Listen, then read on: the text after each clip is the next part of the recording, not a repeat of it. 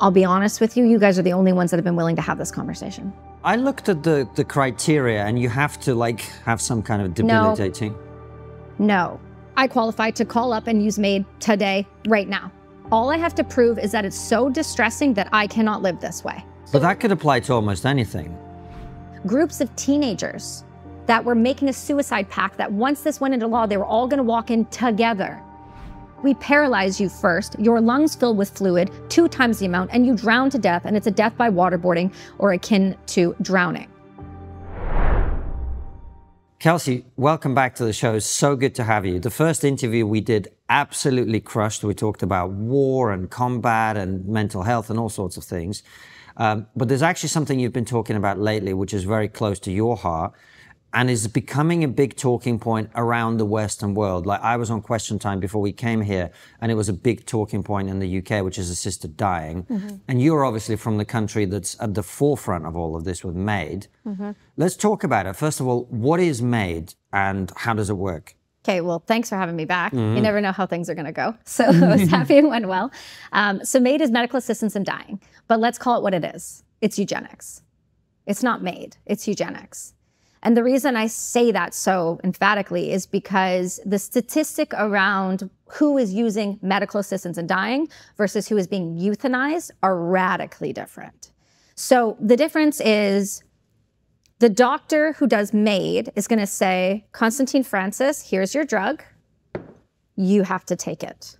You can take it at home. You can take it with a doctor, you can take it with a nurse practitioner, but you're ingesting the drugs, okay? So these are the lethal injection drugs. These are the poisons you're gonna put into your body. They're going to burn your mouth, they're going to burn your esophagus, and believe it or not, it's not a painless death. Or, which is being, yes and so what it is that this is medical assistance in dying, this is your drug. What Canada is doing, the rest of the globe is actually doing, is this, going, hi, I'm your doctor, you're sad, you're depressed, you're homeless, you're an addict, you're struggling, give me your arm, I'll kill you.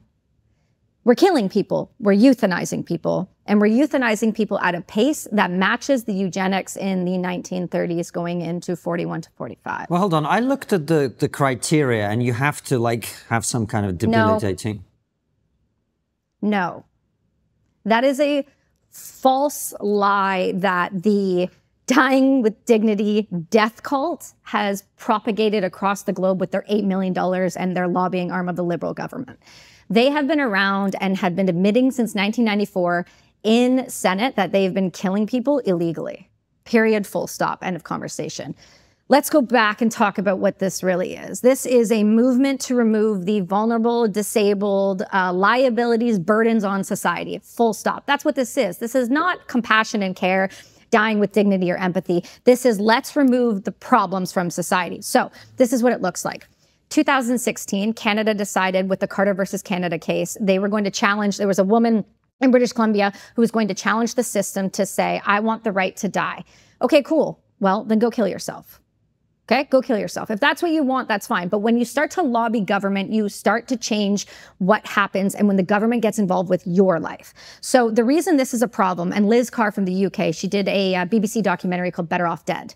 I got to participate in it and meet her. And she said, Kelsi, I want you to understand why you can't even have a law at all. Because once the law is in place, you don't get to decide what's amended and what walks through it. And this is where we're at now. So 2016, Carter versus Canada happens. They win the case. All that it means is that it changed the criminal code to say that all doctors and nurse practitioners that participate are not liable for murder or homicide. That's all that happened, okay? And this was for track 1 only. Track 1 is specifically designed for the terminally ill, okay? That's it. Terminally ill, you have to have a foreseeable death. That's how like the wording is written. After that, in 2021, they had, again, people like Dying with Dignity lobbied the government again. Now here's your slippery slope. And they said, we're going to introduce track 2. Track 2 is for non-foreseeable death. This is where it gets nasty. So I qualify, by the way. I qualify to call up and use MAID today, right now. Track 2. Why? Because of post-traumatic stress disorder, hearing loss, major depressive disorder, and a traumatic brain injury. Why would that make you qualified? Because it is considered grievous and irremediable condition. All I have to prove is that it's so distressing that I cannot live this way. Okay? So that could apply to almost anything. Like, he's getting it now. Right. Yeah. So the fact that you have some kind of condition that makes your life uncomfortable and can't be changed, that would apply to lots of things. Obesity, for example. Right? Diabetes, fragility, right. Homelessness, addicts. But is that really happening, Kelsi? Yes. It's happening in Canada. Quebec right now has the largest death count in the world. The province of Quebec, based on stats, based on their population density, has over 7.3% of its population last year were killed with euthanasia. 7.3% of the Quebec population was killed with euthanasia. Do you see why I've been screaming for 2 years? With all respect, I find it hard to believe. Would you like me to show you the stats after? Well, I'm sure you're right. We will check. No, obviously. for sure. Please do.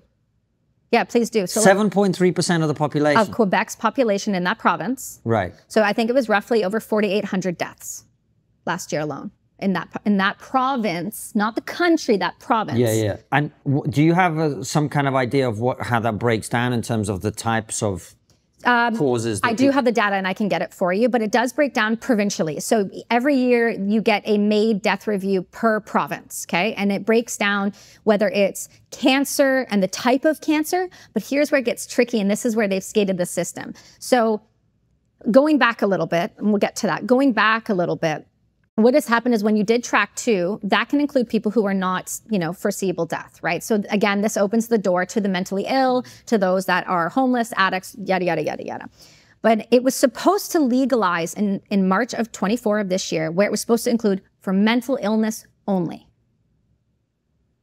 So we just had this conversation right before. So let's put a pin in that. What do we mean by mental illness? Are we talking about schizophrenia? No, depression, schizophrenia, bipolar 2. We just had a lady, her death was scheduled last week. We got it stopped because she had bipolar 2 cycling, and she did not qualify, but she was going to be mated because she was offered euthanasia after the first Zoom call with Dr. Ellen Wiebe in Vancouver after she doctor shopped because she could not get qualified in her province. Right. So she could have been having a manic episode. She was. So she was having a manic episode, and so she's not in a fit state of mind to agree to anything. With multiple suicide attempts as well and hospitalizations on her record. These doctors do not check the medical records, by the way. They do not have to. They are not liable to. All that it states in the criminal code is that they have to say this. I was of the opinion that the patient had an irremediable or grievous condition. That's all they have to say. After that, they are completely legal and allowed to then euthanize. But that's horrifying, because that's not what the Hippocratic Oath is: do no harm. That's in direct contravention of that. Well, we're making our healthcare practitioners executioners, and we don't think about the morality, and I've been thinking about this a lot, the morality around what we are asking people who have gone into a system to help and heal. We are now turning them into murderers and killers and people who are advocating for suicide when people are vulnerable. For example, we had a girl in British Columbia last year, June of 2023, walked into Vancouver hospital. She was suicidal. She was concerned for her own safety. She walked herself in, which is by the way, the right thing to do. She was met by the doctors who told her she couldn't see a psychiatrist for 6 months. Okay, 6 months, there was no beds available, no psychiatry. And then she was then sat down while the nurse put her hand on her knee and said, "Have you heard of MAID?" To a vulnerable person who just expressed that she was suicidal, the nurse then offered her to explain to her what medical assistance in dying was. This is like taking So it's like, you want to kill yourself, we'll help you. 1,000%. Simon's department store, for example, a couple years ago, I started squawking about this online. Simon's department store from Quebec, they're just like a clothing home sort of deal. They decided they were going to run an ad, okay? Did you guys hear about this ad ever? No. Oh, it was wild. I know it's so depressing. I apologize. So what they did is they had this lady who, by the way, only was choosing MAID because she couldn't get healthcare in Canada. That was it. Couldn't get healthcare, couldn't get access to treatment. She was in so much pain. They did an ad of her on the beach with cliffs behind her, with bubbles floating in the air, talking about how she was going to cross the Rainbow Bridge and it was going to be beautiful and gorgeous and peaceful. A department store was soft launching with other vulnerable people and young adolescents watching that commercial on TV. Euthanasia. It's the slow drip. It's the frog in the boiling pot. It's now us saying that we will kill you if you're struggling. People like Dying with Dignity and CAMMAP. So let's talk about what CAMMAP is for a second. CAMMAP is the Canadian Association for MAID practitioners. They are the ones that go around and educate doctors on how to not only get your patient qualified, but then to how to do it, the drugs to do it, and how you can skate the system, if you will. Because like I said, going back in March of 2024 was supposed to include children, mature minors down to the age of 12. Let's pause on that for a second. That's insane. And then mental illness alone. Mental illness or mental health? Mental illness. Because that's one of the distinctions that is really blurred in our society. Because, you know, if you're depressed every now and again, that's mental ill health. Whereas if you have schizophrenia, that's mental illness. Do you know what I mean? Yeah, so it's a little tricky, right? Because a lot of times people are they have multiple diagnoses, right? So like for me, when I was in the Army, it was post-traumatic stress. And then last week, I just won my case against Veterans Affairs after suing them for 2 years. And when you look at the reason I won, it's because 11 of the 13 symptoms of TBI and post-traumatic stress overlap. So I was finally able to get the diagnoses of my traumatic brain injury separate from that. So mental illness, PTSD, mental injury, mental health, other things. When we were talking about the fitness component right before, about how important it is to stay moving, how important it is what you put in your mouth, because it is directly responsible for 90% of the serotonin that goes to your brain. When we talk about things like our broken systems, our healthcare, our food systems, no wonder people are on more SSRIs than they ever been, which is serotonin drugs for depression. No wonder they are on all of these other drugs for mood stabilizers. It's because we feed our children garbage. We tell them they don't need to move. And we tell them that it's perfectly okay to sit in front of video games all the time. And then we wonder why they're depressed and want to kill themselves. It's not rocket science. It's just not. So going back to this clause, okay, so in 2024 of March, it was supposed to include this, and it was supposed to be just that alone. What had happened at that point is we were getting phone calls from group homes in Vancouver and other locations, hearing about groups of teenagers that were making a suicide pact that once this went into law, they were all going to walk in together. These kids are being manipulated to believe through people like Dying with Dignity's children's books that this is a peaceful situation, that it is wonderful and you are a burden to society, so you should eradicate yourself. They literally have a children's coloring book on their website that talks about how the death is going to happen, what it's going to do, and about the lungs, which I spoke about on Jordan Peterson, which was the mechanism of death that exploded. And it's because we paralyze you first, your lungs fill with fluid 2 times the amount, and you drown to death, and it's a death by waterboarding or akin to drowning. So when people say this is peaceful, that's a lie. And I can tell you why. Because under CAMMAP's statistics and the way that they train their doctors, which is under the BMJ, you guys can find it anywhere. And if you go under the NIH, they have the list of drugs, but it states very, very clearly, this is recommended drugs and recommended dosage, not necessarily the ones that need to be used. That right there leaves the door open for absolutely any drug to be used. We know the amount of propofol they use burns your veins, so you're in excruciating pain, but you don't feel it because the first drug they give you is to calm your anxiety and your fear. That's literally the words that they use. And then the second one is a paralytic, and then the third one shuts everything down. If it shuts everything down, and I say if very aggressively because it is mandatory to have 2 MAID kits for a reason.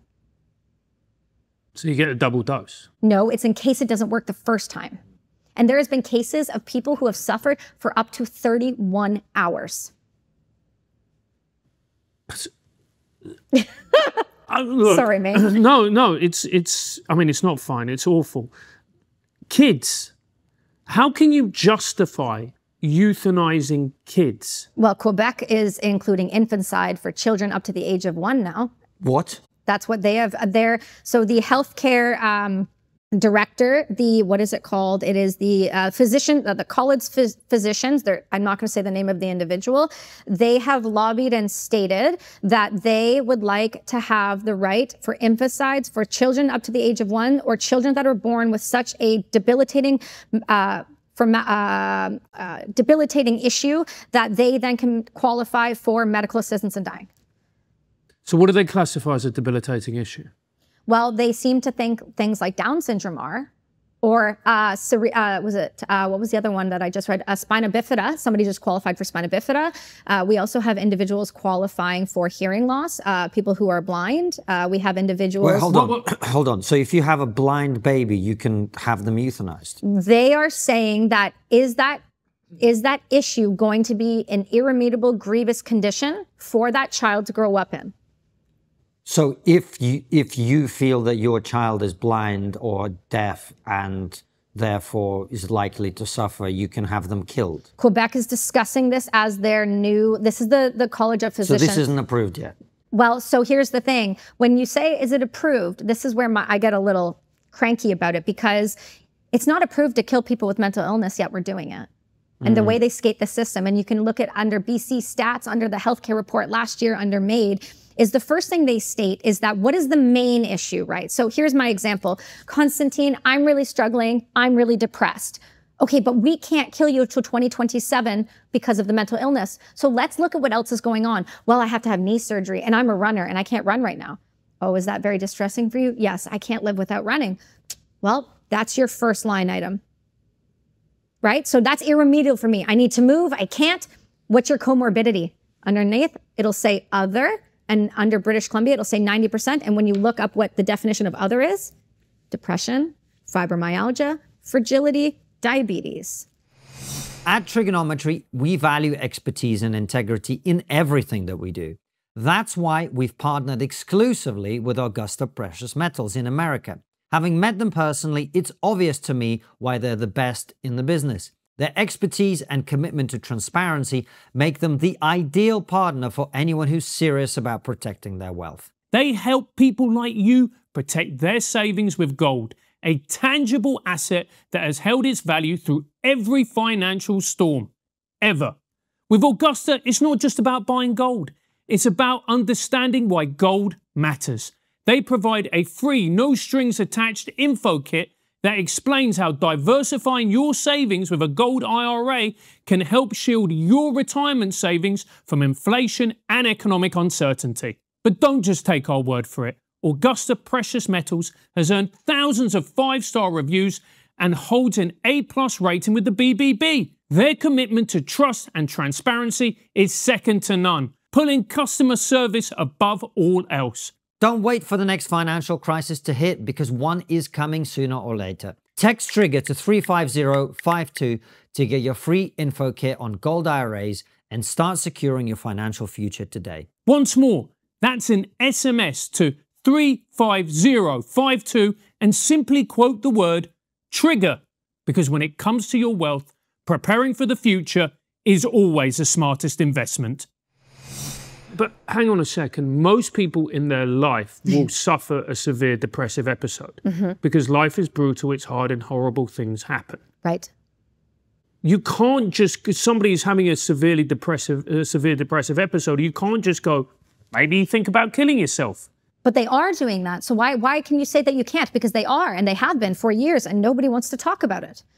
They are, and they have. And I have records of people, for example, last night and all last week and the week before that, because I have this merry band of weirdos that we hang out with that are not accepting this anymore. Because every person I surround myself with now, mother has been killed illegally with MAID, like Alicia Duncan. Dr. Christopher Lyon, who's at York University, father was killed with MAID. We have WV and MV, he's currently fighting to keep his autistic daughter from getting killed by MAID in Alberta right now. It's insane. And then we get a phone call, and I mean a cold call, because they found me from Jordan Peterson. So thank you for that. Because now a woman is alive because of that show. Genuinely. So we're going to talk about it. It blew up in the media this week. That's why I asked you if you had heard about it. I can't say the names of the people. Obviously, the court case, I can't. This father called my friend Alicia Duncan, whose mother was killed, and said, My wife has akathisia, like Jordan did. She had bipolar, cycling 2. She was on barbiturates and other medications. She's tried to wean off. It has not gone well. We found out she went behind her back and she applied for she doctor shopped and applied for MAID outside of the province because she could not get qualified in our province. Okay. There was 2 Zoom calls. She was approved on the first 60-minute Zoom call with no medical records, with no discussion with her doctors, with no discussion with friends or family, or no discussion to even prove that she had that issue, which, by the way, she has a history of mental health problems. So she got approved. They were flying out last week to British Columbia to Willow Reproductive Health in Vancouver with Ellen Wiebe, and Ellen was supposed to execute her at 7 p.m. on Sunday last week, okay? We got a hold of the family and provided everything we could, and they got an emergency in the 11th hour for the first time in British Columbia, an injunction put in for 30 days to protect this woman from herself. This only happened because people are talking now that this is wrong. The reason Ellen Wiebe needs to be investigated immediately, is because as of 2022, and this was in the National Post as well as several other, including Liz Carr's documentary, up to March of 2022, she had killed over 400 people alone. She has stopped saying the number since. That's 2 years ago. She does abortions by day and does MAIDs by night. She's even picked her own patients up at the airport, brought them, which is completely unprofessional, brought them to her place in Vancouver, sat them on her couch and killed herself. And if you can't find a second assessor, she'll find it for you. And she'll do it in 24 hours. Okay. What you're saying is horrific. It's awful. Let me just talk about this, like the other side of this argument. What do we do with people who are profoundly mentally unwell, who have tried to kill themselves time and time again? And let's be honest about it, they will. And there have always been those people exist. They live in a state of profound mental suffering. There are people out there who are going to go, isn't it better that they have MAID than they go and try and hang themselves? Tell me why. No, because I'm one of those people. Because for a decade of my life, I wanted to kill myself. I planned it. I tried it. I've done all of that. I was told I would never heal from anything that ever happened to me ever at 19 years old. So no, hard stop, no. Every life has value. We have done this conversation in our society where we have begun to devalue humans at a rate and a pace that I cannot wrap my brain around. We have told people that they are not worthy of life, that they are not worthy of living, they're not worthy of working on, that they are not worthy of getting better. Because it is a healthcare burden on the system, because we bring in too many damn people in Canada. We can't see doctors for 24 months. The only reason I got to see a doctor about my knee is because I called my mentor, who called a professional sports team, who called another professional sports team. It's the only reason.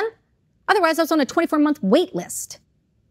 We have a broken system, and MAID is a symptom of a sick society and nothing more than that. It is no different than the way that the Nazis went around from 41 to 45, convincing parents and World War I shell shock, post-traumatic stress victims that they should be handed over to the state and euthanized because it was easier to deal with. Because how dare they have to struggle in life? Part of the reason why people who are able to come out of depressive states and injuries and ailments is not because they had some magic support system. It's because they had a will to live. And when you take the will to live off the table, people will start dying and saying, what's the point? What's the point? Why should I try? I have major depressive disorder. I have post-traumatic stress disorder. I have treatment-resistant depression. I am one of the very few in Canada that has access to special access program for scheduled drugs that are not on the system yet, like psilocybin.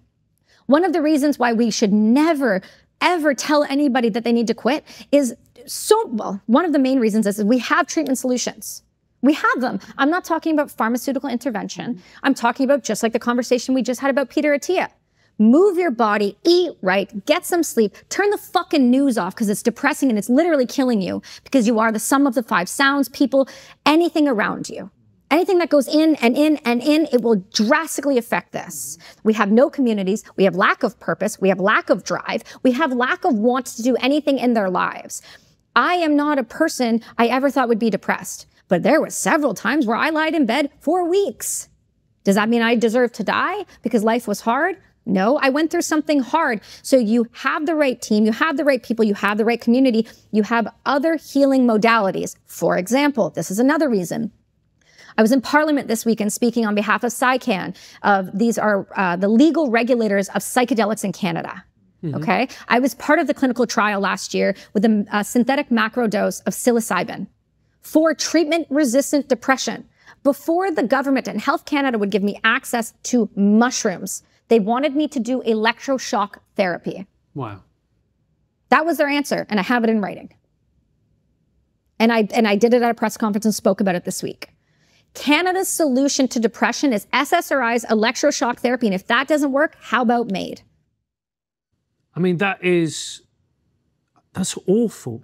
They would go from SSRIs, yes. where, let's be fair, the data is murky at best when it comes to their effectiveness. Yes. And if that doesn't work, you go to electroshock therapy? Yeah, they said, so I literally have documents to prove this, because all you have to show for a treatment resistant is that I've tried all of the healing modalities, which I had, all of them. And then I wanted access to regulated psilocybin. Let's be honest, I was going to go get it without him anyway, but I wanted to do it legally. And the first phone call I got was, okay, Kelsi, I know what the answer is going to be on this, but I need to hear you say the words. Health Canada wants you to try electroshock therapy. And I said, well, are they aware I have a traumatic brain injury? And they said, yes. And their answer was, that's okay. She'll be unconscious. So if she throws an epileptic fit, we can control it. Okay. There are a lot of people who are listening to this who think electroshock therapy is from 1910, 1920. Yes. Let's talk about what that means and the impacts of it and the side effects and why they do it. Well, I'm not a doctor, so I can give you what I know. Yes, absolutely. As a coach and a podcaster and a mom and all of that. So electroshock therapy is where they put you under, they put a mouth guard on your mouth, they grab 2 electrodes and they put them on your temples and they shock your brain. And they can't control what parts die. They can't control what parts get affected. But that's what happens. And so part of the problem is when we are treating people with subpar medicine, when we have access to the greatest medicine there is, i.e. plant medicine, MDMA. We've seen the clinical trials coming out with psilocybin and MDMA. It's just unbelievable. And anecdotally, I have been in circles with ayahuasca with grown men who I have seen do a 180 on depressive states and want to be part of their families and their lives. I have seen people go into remission with post-traumatic stress because of plant medicine. There is no reason at all we should be offering MAID ever. So why is it happening? It's a cost-saving measure. It's a massive, massive burden on society when you have a lot of people that are sick, a lot of people that are unwell, and you have a lot of individuals right now, because they target veterans first, and we'll get into that. You have a lot of people that cost the government a lot of money, and we got to send that money to Ukraine. Don't you know that? That Canada has just, committed one of the Nazis in government has just admitted, what's her name, Christina Freeland? Just admitted and just said, we're going to give another, a few $100 million per year over to another government when we have the highest opioid epidemic in North America on the east side of Vancouver. We don't want to address that because we decrim there. That makes us money. And then in 2021, just by not providing palliative care and by doing euthanasia instead, they saved $86.9 million in 1 year. So if you look at the stats, so when I was on Pierce Morgan last year, the one thing that caught people's attention was the numbers. So let's just say the numbers. 2021, it was 10,000. 2022 was 13,000. 2024 is 15,241. We have a massive escalation ever since Track 2 has kicked into gear. Okay, let's just put that into perspective. In that same time frame, California, with the same amount of individuals as Canada, has only euthanized 841 people because it was made there. It was me giving you the drug and you taking said drug. Because people don't want to die, man. Because if they did, they would actually go do the thing. They don't want to die. It's a scream for help. It's a please help me, fix me. Something's wrong. I don't know what to do and I don't have the resources. But instead we go, okay, well, if you don't want to do it, here's how we'll do it. Well, you're not track 1, so we can't do it within 24 hours, but you're track 2. So how do we get you to track 1 so we can make it happen faster? Well, we can't advise suicide, but you know what we can advise? Like Stephanie Green does. Oh, stop eating and drinking. Stop eating and drinking. If you stop eating and drinking, guess what happens? Boop, you move to track 1. You can be killed in 24 hours. So it's a cost-saving measure. Massive cost-saving measure. I also think there's a more sinister side behind it. When you look at things like Dr. Christopher Lyon's paper that was just published, he's from York, he's from Canada, he works at York University, and he just did this incredible paper called On Healthcare Serial Killers. That's a real thing, man. Because the way that Canada works, ready for this? MAID and euthanasia is a self-reporting system with no safeguards. Meaning, Konstantin, you're a nurse. You go to a bunch of hospitals, you qualify people for euthanasia, and you do it, okay? Say you do a lot of them. Say you do too many of them. I don't know, Ellen Wiebe, for example. And then you go, I'm gonna go work somewhere else. They don't get to see any of that. They don't get to know about that. It's a self-reporting system. So it's also a self-reporting system when you provide the documents to the coroner's office report, which means when we look at the stats and we go, this many people have been euthanized, but this many MAID kits have been prescribed. Why are the numbers off, guys? Why are they off by a lot? So many, actually. And then you look at the United States, 10 states in one jurisdiction. 10 states in one jurisdiction, and right now, all across the country, in those states, they are voting to expand euthanasia and MAID in America, and nobody has a clue. New Jersey just cracked over 100 deaths in a year. What? Anybody paying attention to that? They are qualifying people who do not qualify. And they are doing it at a pace that is terrifying. And that's why when you look at things like healthcare serial killers, that's a real reality. We're here now. We're super here. And so it's cost saving. You also have a percentage of the population that are genuine psychopaths. I'm not using that word to be facetious. I'm using it in the genuine, like, narcissistic psychopaths. You've got the people who don't want to see people suffer. So it's like the mercy killing, right? It's like the, oh, this baby was suffering, so we'll just use that. Or the grandma or the grandpa. But then you have the people like us who are in our age group who are going through hard things, who are just really, really depressed. So we find other comorbidities to make sure they qualify. And if you don't qualify, well, just stop eating or drinking. Because in medicine, there's always existed that thing of like, we know this person is dying. We're just going to make it a little bit easier. That's the double blind. That's different. Okay, explain that. So Dr. Joel Zivit was the testimony I gave on Peterson, and he's the anesthesiologist from Emory State University. He's also Canadian, but he's also the head of the critical care over there, and he's one of the best anesthesiologists you've got. He's the one that discovered with the Freedom of Information Act, with the NPR, he discovered the largest autopsy report and was the one that discover the heavy lungs and what it was doing to the lungs. You go into a pulmonary edemic state and you drown in your own fluids. And that's why patients and individuals would say, I heard grandma gargling. Grandma was drowning in her own body with a paralytic, so she looked peaceful. So you just watched essentially waterboarding. So enjoy that for the rest of your life. So we are doing these things to people and we are justifying it in a way that is insane. And so when we say that, repeat what you wanted me to say there. The other question you had. So doctors helping people. Yeah, so the double blind. So sorry, Joel was saying to me, look, the double blind works like this. Somebody comes in, I see that they are suffering. Yeah. They are terminally ill, they're going to pass. He goes, I have to see that the individual is uncomfortable, right? And at a certain point, their lungs and their heart rate are going to be this. And in order for me to keep them comfortable, I'm going to have to increase the medication. He has to then have the conversation with the family that if I increase this medication, the chances of this happening and their heart rate slowing and all of that go down, which means, and then the heart will probably stop. And this is the conversation I had with Peter Attia's wife, right? Why can't we just use potassium chloride? Why can't we just stop the heart? Why do we have to use all of these other drugs that burn the system and do these things? Why? This is ridiculous. Well, it makes people a lot of money, like Pfizer. So when you do the double blind, there's just the conversation that happens. That's not MAID or euthanasia. That's I'm providing pain relief, which at some point will then lower the blood pressure and stop that. That's a different thing than euthanasia and MAID. Euthanasia is, okay, here's my scheduled time. I'm going to go walk into the office. I'm going to sit in the chair. You're going to hook my IV up and you're going to push the drugs. Wow. So what do we do with those people, for instance, like my comedy hero, Robin Williams, who was diagnosed with Lewy body dementia, an awful, terrible illness.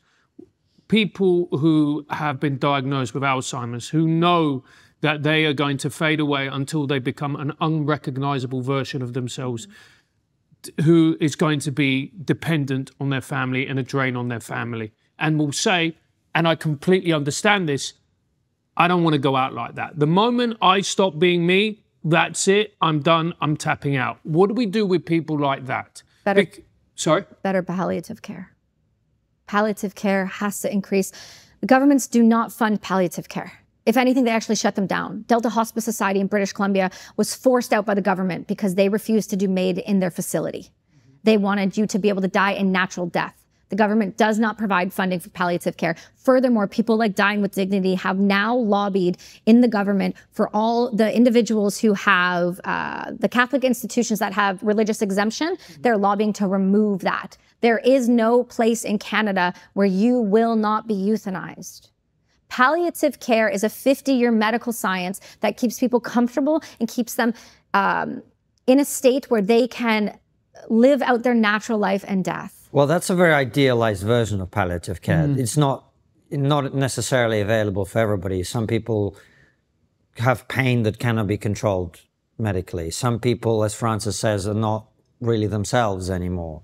I'll be honest with you, I can envisage circumstances in which I would want that option to be available to me. I can envisage circumstances in which I would want that option to be available to people that I love.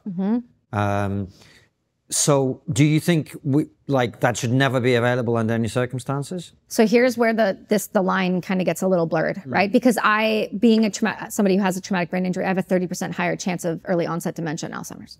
Like, I know that. I'm consciously aware of that. And I am of the belief that once I check out, nobody needs to be around this. We have a hard enough time now. Yeah. So I am a big believer in that. And I do understand. The mechanism of death is horrific and we are doing it wrong. Let's start with that. Sure. We're drowning people to death in their own fluids while their loved ones watch and think it's peaceful. That's not acceptable behavior in any way, shape, or form. We don't even do that to our dogs. And then you come into the morality issue around this, right? What do we do for these individuals? Well, it's a hard one because when you start to allow the government to control your body, the government will inevitably abuse the system. And that's what we're seeing right now.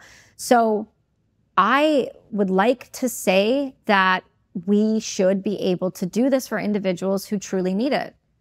But Canada doesn't use euthanasia as a last resort, like the Netherlands or Belgium. They use it as a treatment option. Yeah. We'll get you back to the interview in a minute, but first. That, my friends, is the sound of another sale on Shopify, the all-in-one commerce platform to start, run, and grow your business. I know that building a business takes work. Look at my face, I'm exhausted. But the lovely thing about Shopify is that no matter how big you want to grow, Shopify is with you every step of the way. Shopify is a commerce platform revolutionizing millions of businesses worldwide.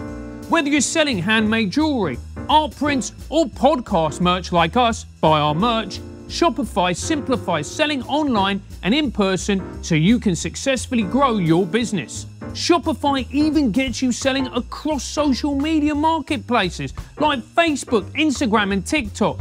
TikTok just makes me angry, I'm too old. So, if you're ready to get serious about selling, sign up for a £1 per month trial period at shopify.co.uk/trigger. Go to shopify.co.uk/trigger. And one more time for luck. That's shopify.co.uk/trigger. And now, back to the interview. Do you think this is inevitable because all over the world now you see this healthcare costs are skyrocketing? We've got an aging population, we've got a more obese population. There's all sorts of other things going on. The longer people live, basically, you end up in a position where you have older people who, in their last few years of their life, the healthcare costs are like 10 times what they were their entire life before that.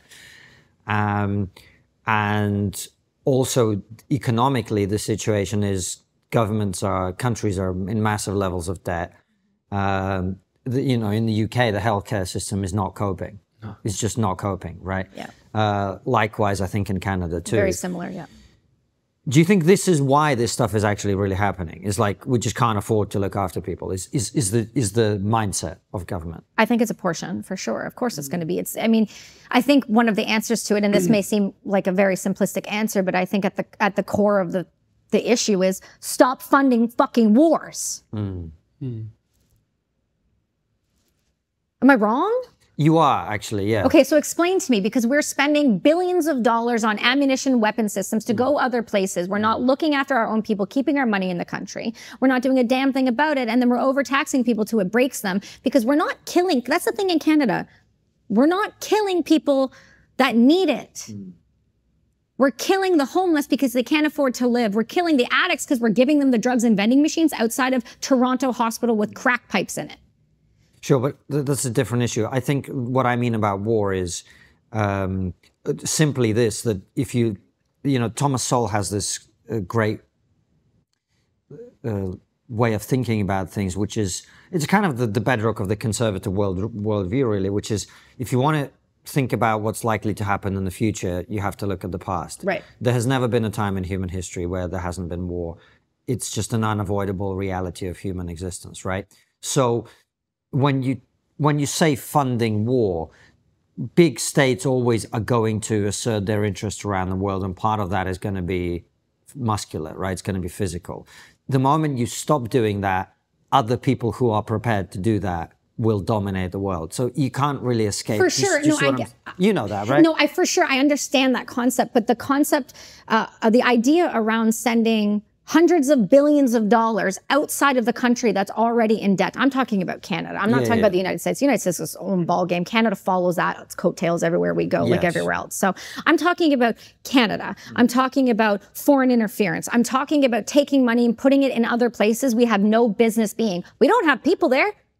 Why are we sending it there? We don't have any foreign interest there. Why are we sending it there? Well, it depends which conflict you're talking about. I mean, look. Well, that's my point. Well, we're funding everything. Well, I wouldn't go that far. I think if you look at the two big conflicts that are happening in the world now, Israel and Ukraine, if Canada wants to be part of Pax Americana, which it does, right? It's the same with Europeans. You know, we had Nick Freitas on the show, and he talked about this. He was like, look, if you want to go and defend European interests in Eastern Europe, you need to stump up the cash. Right. Right? That's, to me, the issue. But ultimately, you know, this is what actually Europe has done for a long time now, and Canada to some extent too, is like you operate under the American security umbrella. And if you want the security and the influence and the wealth and the power that comes with that, you're going to have to do stuff when it's necessary. It's unavoidable, right? I don't see a way out of it. Now, you fought in war, and so your opinion matters way more than mine. I respect your opinion way more than I respect my own on this. I'm just putting the counter argument to you. Of course. Which is that this idea that you can be the dominant civilization in the world and never go to war or never fund other countries that want to be part of that umbrella to defend themselves, that's not really how it works. I don't disagree with that. I'm not going to argue that point at all. I think you're accurate on that. But I think when you start funding things like tampons in the men's bathroom and DEI programs, well then, okay, but that's my point. Yeah. But that's not a foreign war thing. It's the woke mental shit. But the woke mental shit expands out into the war because that's where our troops are being trained, and they're taking all of that ideology and that funding and they're going into those wars when all of that money that didn't need to go into those programs and hiring all those people to go teach them about how not to call somebody a retard. You mean all of that funding couldn't have gone to a healthcare system that's broken? Yeah, well, that's something we totally agree on. So maybe the war was the wrong term. Maybe stop funding things outside of the country that don't need to be funded when the priorities need to be in the nations. Well, I think that is something that's very widely shared actually around the Western world, which is the idea that we seem to be prioritizing things other than the citizens of our own country. 1000%. So maybe that was a wrong choice of words on my part, but do you understand what I'm saying is we are funding things right now where even if we took 0.5% that we are allocating to weapon systems, to ammunition, which again, Canada has none of anyway, they're all completely gone. And there was a new documentary I was just in called Forsaken Warriors, where it breaks down the fall of the Canadian military. I highly encourage you watch it.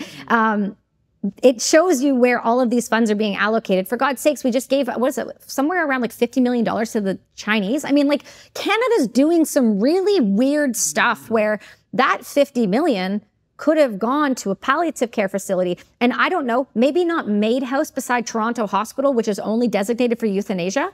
Yeah. We're building facilities to only kill people in. Well, I don't know about Canada, but I hear the same argument being made here in the US, and I find it somewhat inaccurate. People go, well, you know, we've got homeless people in the street, but we can afford to send money to Ukraine. And it's like the homeless people in the street thing, it has nothing to do with money.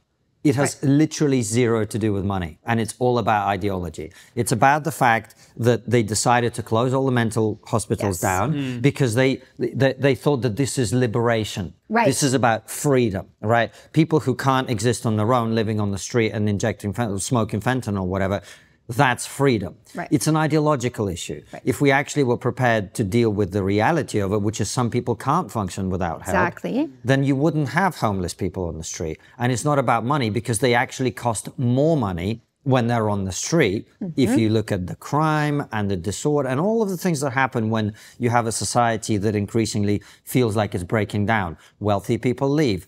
Entrepreneurs leave, they go to other places, and that state doesn't generate as much tax revenue. If you add all of that together, I think Joe had the mayor of Austin on the show a while back, and they talked about this. Like, the average homeless person costs the state like a shit ton of money every year. And my point being, a lot of these things that people like to pretend are a money issue, they do that because that's easier.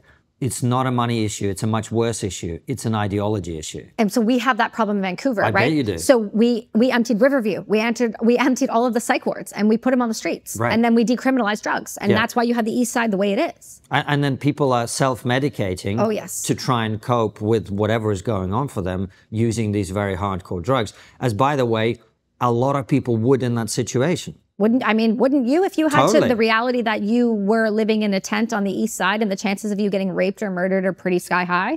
I mean, we have a funding allocation problem because our governments are overspending. That's for sure. And you can look at whether that's with the schooling system, with the military industrial complex, whether that's with the healthcare system, you can look across the board. But you can't tell me that the CEO of CBC getting a few $100,000 bonus per year is justified. We are doing things where we can say, well, you know, we can send money. We can say, no. The fact of the matter is we're spending money on things that are not helping anybody, are just lining pockets of individuals who have no business having that type of money when the system is breaking down anyway.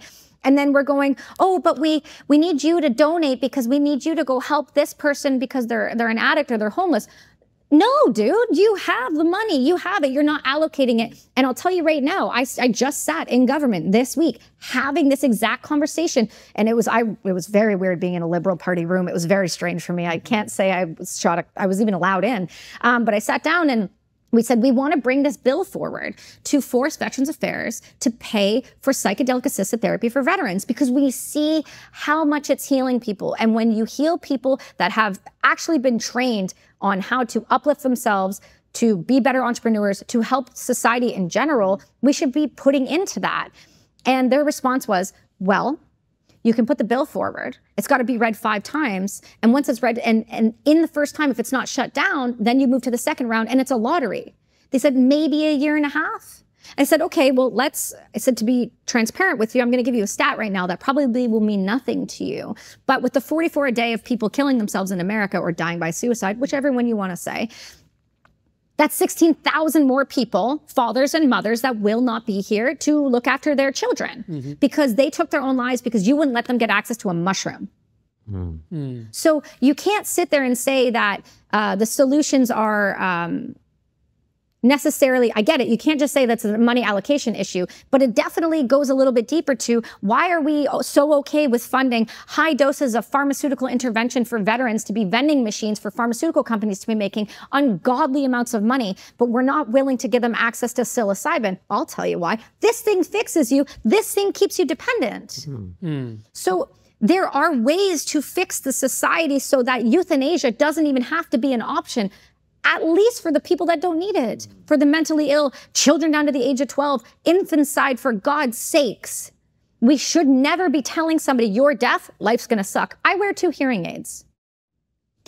You'll be fine. There's school for deaf. There's school for blind. There are children who are autistic that are thriving. There are children who have Down syndrome that are killing it. Why are we telling people that they should die instead of live? Canada is so quick, and I mean quick, to say to you, just die. It is literally a treatment solution in Canada, whereas, like I said, the Netherlands, Belgium, it is a last resort. You have to prove that you have tried everything.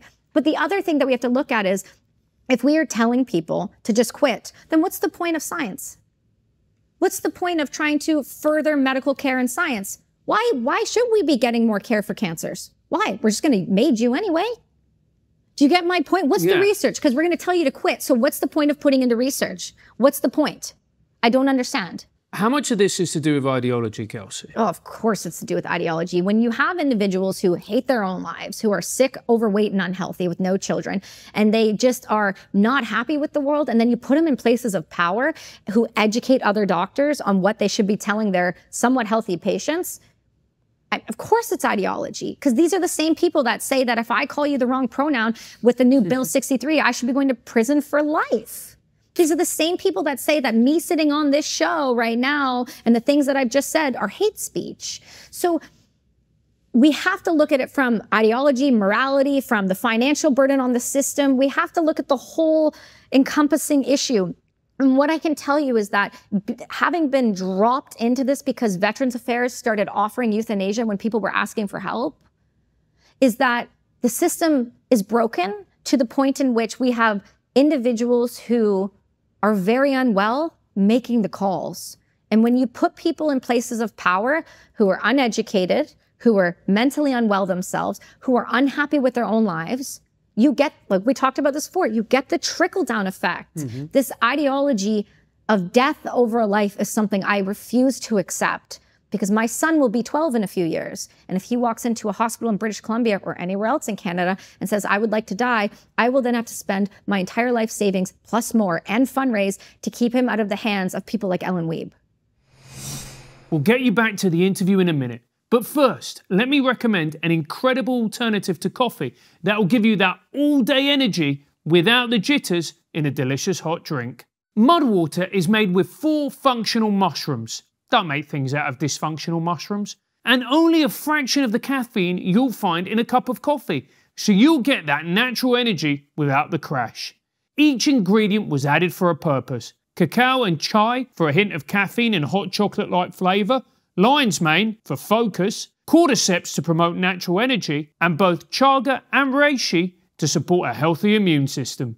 It's quality stuff and tastes like cacao and chai had a baby. Why you'd want to drink a baby is anyone's guess, but there we are. Plus, it's Whole30 approved, 100% USDA certified organic, non-GMO, gluten-free, vegan and kosher. So not only does it taste great, you can also give it to your woke mates. Ready to make the switch? Head to mudwater.com and grab your starter kit today. Right now, our listeners get an exclusive deal, up to 43% off your entire order, plus free shipping and a free rechargeable frother when you use the code TRIG. That's TRIG. That's right, up to 43% off with the code TRIG at mudwtr.com. You know, what we've been talking about is so awful, but one of the things that makes me hopeful is that the more we talk about it, the more we can change it, the more we can fight back. So let's talk about hope now. Please. Look, what are the green shoots do you see? And what are the things that people are doing to push back on this? Yeah, we're pushing, man. We're pushing really hard, really quietly, though, in a way that where it's making the actual difference, meaning we come out and we talk about it on shows like this. Like, I'll be honest with you, you guys are the only ones that have been willing to have this conversation. I told you this last year. I said, this is so heavy and so dark, and I understand the weight and the burden, and that's why I intentionally didn't wear black today. That's why I intentionally changed my nail color. That's why I intentionally tried my best to be somewhat so that you can receive what I'm saying. Because what I'm saying is if it's not you yet, it will touch someone you know. And when it does, you're going to call us and go, how do we fix it? So there is hope. There's so much hope. If we look at where psychedelics are right now and the movements across the globe and the research we have behind healing the neuroplasticity in our brains and rewiring and firing our frontal lobes, we can heal from things like depression. We can heal from these issues. We need to start looking at things like our community. We need to start looking at things like people's lack of purpose in this world. When you remove someone's lack of purpose, everything else falls to the wayside. 100%. When you remove people's access to community and support and the family unit, which is a whole other thing being attacked right now, which is the family unit. The darkness says, you don't need family, you don't need kids, you don't need this, you don't need to own anything, and you'll be happy. We have to reinvest in our community and our neighbors and our loved ones and say, it's okay if you're having a hard time. I've got you. You don't need to choose death. We are here to hold you and support you. The same way a lot of indigenous communities look at plant medicine, they don't take that person that's sick and go put them out somewhere else and say, too bad, deal with yourself. That's what Western medicine does. We need to go back to the way that we did it, where we grab those people and we surround them and say, you smash off all the walls around us. We've got you. So there is hope. You've got medicine that is changing, and science is getting so invested in the idea of using old school plant modalities to bring into pharmaceutical, to give access to others. So if people say, well, plant medicine is woo-woo. Okay, cool. But MDMA, ketamine therapy, which I still don't love, but MDMA, ketamine, psilocybin, ayahuasca, 5-MeO. We have solutions on the table. We're just now in the process of all the research with like Imperial School of London and Harvard and all these amazing places. Then you have the nonprofits like Heroic Hearts Project and all of these other people who are saying, here's the science, here's the research. They're lobbying in government like PsyCan and Apex, like I did this week. And we're saying, we have the research, guys. There are ways to heal people. Now, when you're talking about other things like dementia and Alzheimer's, we understand things like diet change early because it starts in your 30s and 40s. It doesn't start later. Looking at your diet, looking at our food pyramid system and saying, these foods right here are the things that are causing long-term health. So we have to look deeper to the root of the issue. Like Good Energy was such a great book around this, and it spurred such a change.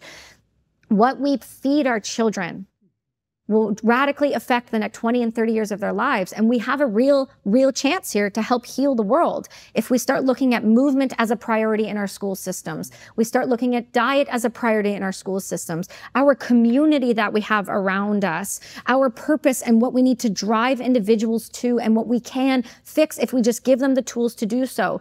We need to stop telling children they're stupid because they can't sit still and medicating them. And we need to start giving them time to run and to grow and putting them in programs where they can actually flourish and thrive where they deserve to be in the first place. There is so much hope. And I don't mean this to be like, meh, meh, but I'm an example of that. Mm-hmm.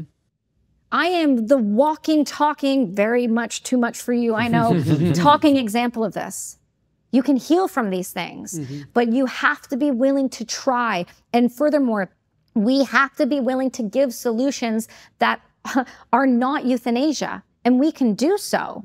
But when Veterans Affairs is targeting veterans and going after them in Canada, when we're telling the systems and telling the individuals within it that they should die instead of trying to live, this is where we're going to be until we wake everyone up and say that these pro-death organizations are not healthy, that they are corrupt, and that they are going to come for your children, as aggressive as that sounds, but they are, and it's provable. And everything I've said here has a receipt attached to it, including the individuals I've spoken about, the organizations I've said, and the statistics as well. None of this is out of pocket. Everything is heavily researched. And if you just take 2.5 seconds and Google more than MAID deaths, and you actually look province by province, country by country, you will see that we are headed for something very scary. But we don't have to be. That's the other thing. We just have to wake the fuck up. So when I mentioned right at the begining that when I was on Question Time, this issue came up because there's a bill in the UK that's being discussed. And we don't know the details of it yet. Yeah. But one of the things I brought up MAID, and I was like, from what I hear, it's not a good thing, and way too many people are being euthanized, as you say, in this way. And Fiona Bruce is actually a very good journalist in MAID. She was like, yeah, but Konstantin, I don't know if you know this, it's very, very popular in Canada. It has, enjoys extremely wide support in the country. Is that true? Do you know why? Do you know why that is? Well, my hypothesis would be killing off people who cost loads of money and just cause problems is probably quite popular with the rest of the population because it's kind of a practical solution to a difficult problem, but it's not necessarily the moral thing to do. Well, it's because the polls, I made sure to look it up yesterday, but the polls that are being brought forward and saying Canadians are, we're right for this, are actually heavily funded by the Dying with Dignity organization.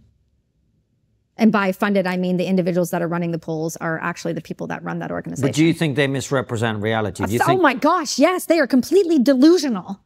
Delusional. Because I'm about to go on the street with Alicia Duncan, whose mother was killed with it, which, by the way, she was a psych nurse with no prior history of mental health, who got in a car accident, had a traumatic brain injury, and then tried to kill herself a couple months later. 2 days later, they made it her. At the same hospital she used to run. So, no, people are not for this. People don't even know what's happening. People are very, very unaware, and I'll tell you why they're unaware. It's because we keep using the word MAID. Because the percentage of people who actually use MAID... It's like BLM. It's like exactly, when you're talking about it, that organization with Dying with Dignity, it's exactly like BLM. Yeah. It sounds great.